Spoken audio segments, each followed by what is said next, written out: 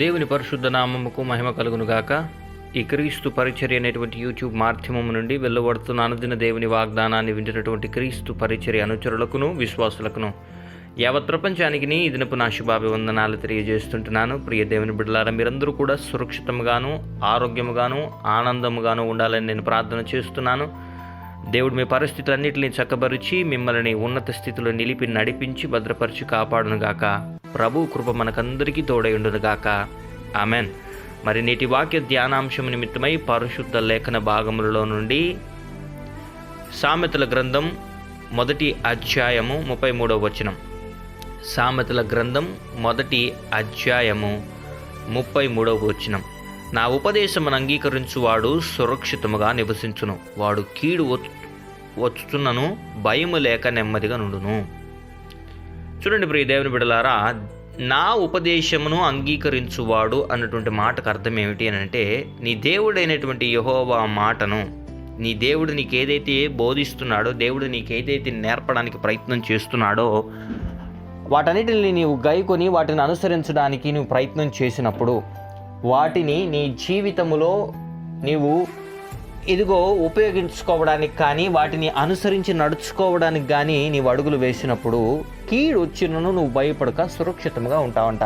ఈ దినాన నీ జీవితంలో అర్థం కానటువంటి పరిస్థితులలో ఏది నా మీదకి ఎలా చెలరేగుతుందో, లేకపోతే నా జీవితం ఏమైపోతుందో, ఏ రకమైనటువంటి అయోమయ స్థితిలోకి నేను వెళ్ళిపోతానో, ఇక నేను అనుకున్నది ఏది జరగదు అన్నటువంటి ఆలోచన నీకు కలిగి ఉంటే నువ్వు చేయవలసిన మొట్టమొదటి పని ఏంటి అని అంటే, నీ దేవుడైనటువంటి యెహోవా నీకు ఏదైతే ఉపదేశం చేశాడో, ఏదైతే ఆయన సన్నిధిలో నిందారహితుడుగా ఎలా బ్రతకాలో నీకు నేర్పించడానికి పరిశుద్ధ లేఖన భాగాల్లో అనేక వాక్యాలని నీకోసం ఇమిడ్చాడో, రాయించాడో, వాటిని నువ్వు శ్రద్ధగా ఆయన ధర్మశాస్త్ర విధులని శ్రద్ధగా గైకొని ఆయన పరిశుద్ధ వాక్యాన్ని అనుదినము ధ్యానిస్తూ ఆయన సన్నిధిలో గడపడానికి నీవు వెనుక తీయకుండా ఉన్నట్లయితే, కీడు కాదు ప్రళయము సంభవించినను సరే, కీడు కాదు మరణకరమైనటువంటి పరిస్థితులు నిన్ను అంటాలని ప్రయత్నం చేసినా సరే, నీవు దేనికి భయపడకుండా చలించకుండా ధైర్యము కలిగినటువంటి స్థితిలో ఉంటావని పరిశుద్ధ లేఖన భాగాల్లో నుండి సొలొమోను జ్ఞానముతో సహితము కూడా ఆయన అన్ని రాజ్యాలని అన్ని భోగాలను అనుభవించినటువంటి ఒక వ్యక్తి, జ్ఞానముతో సకల విధమైనటువంటి యుద్ధాలని ఆపగలిగినటువంటి వ్యక్తి ఇక్కడ అంటున్నటువంటి మాట ఏంటో తెలుసా? నాకు ఎంత జ్ఞానమునను సరే, ఏ రకమైనటువంటి జ్ఞానమైనను సరే, కానీ యెహోవా ఇచ్చు జ్ఞానం ఏదైతే ఉందో, యెహోవా ఇచ్చు ధర్మశాస్త్రం ఏదైతే ఉందో, యెహోవా న్యాయ విధులు ఏవైతే ఉన్నాయో వాటిని అంగీకరించకపోతే నీకెంత జ్ఞానమునను సరే, నువ్వెంత జ్ఞానవంతుడవైనా ఐశ్వర్యవంతుడవైనా, నీకెంత డబ్బున్నా నీ జీవితంలో మనశ్శాంతి అనేది ఉండదు. ఈ మాటని నువ్వు ఎలా తీసుకుంటున్నావో నాకైతే తెలియదు, కానీ ప్రియ సహోదరి సహోదరుడా, దేవుడు మనతో క్షుణ్ణంగా మాట్లాడుతున్నాడు. మన పరిస్థితుల నిమిత్తమై, మన స్థితిగతుల నిమిత్తమై మనం భయం కలిగి జీవించడం తప్పు కాదు. భయం కలిగి జీవించే ప్రతి ఒక్కడు కూడా నేను ఎక్కడైతే తప్పటడుగు వేస్తానో, ఎక్కడైతే ఇదిగో దేవుణ్ణి దుఃఖపరుస్తానో, ఎక్కడైతే నా జీవితాన్ని నేను ఇరుకులో పెట్టుకుంటానని ఆలోచన కలిగి బ్రతుకుతుంటాడు. భయం లేనటువంటి వాడు, అంటే జీవితం మీద భయం లేనటువంటి వాడు ఎట్లా బతికితే మనల్ని ఎవడేం చేస్తాడు? ఏ రకమైనటువంటి విచ్చలవిడిగా మనం బ్రతికితే ఎవడేం చేస్తాడు? ఒకరిని ముంచేస్తే ఏంటి, ఒకరిని పైకి లేపితే ఏంటి? మనం బ్రతకడం మనకి ఇంపార్టెంట్. కానీ ఇది కాదు ప్రియ దేవుని బిడ్డలారా.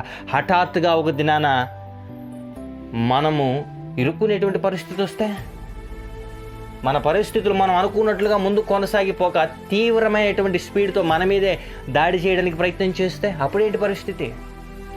నిత్యము తన ప్రవక్తన యందు శ్రద్ధ కలిగి భయం కలిగి జీవించు వాడే వర్ధిల్లుతాడు. కానీ దేవుని మాటలను అంగీకరించి అడుగులు వేస్తూ కూడా ఇంకా నా జీవితంలో ఏదో జరిగిపోతుంది, నాకేదో వెలితిగా ఉంది, నాకు సమాధానం లేదు, నాకు సంతోషం లేదు, నేను ఓడిపోయాను, నేను చేతగాని వాడిని, నేను పనికిరాని వాడిని, నా బతుకెందుకు అనేటువంటి ఆలోచనలు నీకు కలుగుతుంటే దేవుడు చెప్తున్నాడు, ఈ దినాన శ్రద్ధగా ఆయన మాటను అంగీకరించు. నువ్వు శ్రద్ధగా ఆయన సన్నిధిలో కనిపెట్టు. దేవుడు నీతో ఏదో మాట్లాడాలని ప్రయత్నం చేస్తున్నాడు, నీకేదో నేర్పించాలని ప్రయత్నం చేస్తున్నాడు, కానీ నేర్చుకోవడానికి నువ్వు సిద్ధంగా లేనట్లున్నావు. ప్రియ సహోదరి సహోదరుడా, ఈ దినాన ప్రభు నన్ను హెచ్చరిస్తున్నాడు. ఆయన సన్నిధిలో నిందారహితులుగా బ్రతకడానికి మనం ప్రయత్నం చేయట్లేదేమో. జీవితం మీద భయం కలిగి జీవించడము లోకంలో ఉన్న వారికి ఓ రకమైనటువంటి సాదృశ్యం అయితే, క్రైస్తవులుగా దేవుణ్ణి అంగీకరించిన తర్వాత మన కోసం మరణాన్ని జయించి తిరిగి లేచినటువంటి దేవుణ్ణి మనం కలిగి ఉండి, మన కోసం సమస్త కార్యాల్ని, సాహస కార్యాల్ని చేయగలిగినటువంటి దేవుణ్ణి మనం కలిగి ఉండి, మన భవిష్యత్తు నిమిత్తమై కలవరపడడం, చింతపడడం అది కరెక్ట్ అయితే కానే కాదు ప్రియ దేవుని బిడ్డ. అందుకే వాక్యం ద్వారా ఈ దినాన ప్రభు నీతో నాతో మాట్లాడుతున్నాడు, నన్ను హెచ్చరిస్తున్నాడు. ఏ స్థితిలో మనం ఉన్నాం? ప్రవక్తన యందు శ్రద్ధ కలిగి, భయం కలిగి జీవించేవాడు ఎప్పుడైనా అభివృద్ధిలోకి వస్తాడండి. అదే మాట సామెతల్లో ఉంటుంది. కానీ ప్రవక్తన శైలిని సరి చేసుకోవడానికి ప్రయత్నం చేస్తూ దేవుని దగ్గర నేర్చుకుంటున్నటువంటి నీవు ఇంకా భయం కలిగి జీవించడం తప్పు. లోకస్తుల వలె దేవుని దగ్గరకు వచ్చిన తర్వాత కూడా నా జీవితంలో సంతోషం లేదు అనడం తప్పు. నువ్వు సంపూర్ణంగా ఆయన సన్నిధిలో గడపడం లేదు కాబట్టి ఆయన ప్రేమను ఇంకా గుర్తెరగలేనటువంటి స్థితిలో ఉన్నావు. ఆయన ఉపదేశాన్ని అంగీకరించలేదు కాబట్టి నీకు భయము, ఆందోళన, జడియము, జంకు నిన్ను చుట్టుకుంటున్నాయి, నిన్ను ఆవరిస్తున్నాయి. ప్రియ దేవుని బిడ్డ, ఒక్కసారి ఆయన మాట్లాడేటువంటి మాటని క్షుణ్ణంగా వినడానికి ప్రయత్నం చేయి. దేవుడు నీకు నేర్పించడానికి ప్రయత్నం చేస్తుండగా వెనుక తీక ఆయన సన్నిధిలో నీవు గనక ఇది నాన్న మోకరించి ప్రార్థించి, ప్రభా నాకు నేర్పించు, నేను నేర్చుకోవడానికి సిద్ధంగా ఉన్నాను, నా శక్తి ద్వారా కాదయ్యా, నీ శక్తి ద్వారా ఈ కార్యాన్ని జరిగించు, నీ నామములో, నీ చిత్తములో నన్ను నిలబెట్టని అడిగినట్లయితే ప్రభు నిన్ను వాడుకొని నిన్ను మంచిగా ఉన్నత స్థితిలో వాడుకోవడం అంటే మరలా ఒక రకమైనటువంటి ఉద్దేశం కలిగినటువంటి విషపూరితమైనటువంటి మనసు కలిగినటువంటి మనుషులు కొంతమంది ఉంటారండి. వాడుకోవడం అని అంటే ఇది లోకమైనటువంటి భాష కాదు. వాడుకోవడం అని అంటే నిన్ను ఎలా నిలబెట్టాలో, నీలో నాటబడినటువంటి అంతరాత్మ ఏదైతే ఉందో దాన్ని ఎలా సరి చేయాలో దేవుడికి తెలుసు. దేవుని కోసం మనం పని చేయాలి. దేవుడు మనకు కొన్ని పనులు అప్పచెప్తాడు.